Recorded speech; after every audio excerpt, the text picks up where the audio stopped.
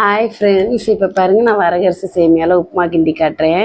பாருங்கள், இது ஒரு பாத்திரம். இதை ஒரு நல்ல தண்ணியில் ஊற வச்சுக்கோங்க. இந்த சேமியாவை எடுத்து ஒரு 2 நிமிஷம் ஊற வச்சுக்கலாம். நான் அதுக்குள்ளே எண்ணெய் சட்டி வச்சு கடுகு, உளுந்தம்பருப்பு, அப்புறம் கொஞ்சம் கடலைப்பருப்பு போட்டால் இதுக்கு ரொம்ப டேஸ்ட்டாக இருக்கும். நல்லா வறுத்துட்டு கொஞ்சம் பெருங்காயத்தூள் போட்டுக்கோங்க.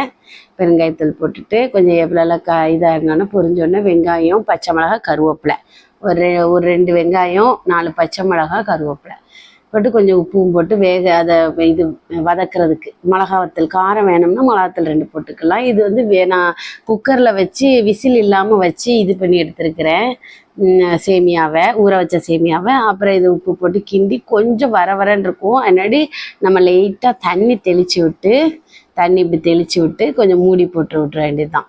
ஏற்கனவே இது வந்து நம்ம குக்கரில் விசில் போடாமல் எடுத்தது இது. ஸோ அதனால் கொஞ்சம் ஒரு 5 நிமிஷம் இருந்தால் போதும், நல்லா பூவாயிடுந்தா முடிஞ்சிச்சு பாருங்கள்.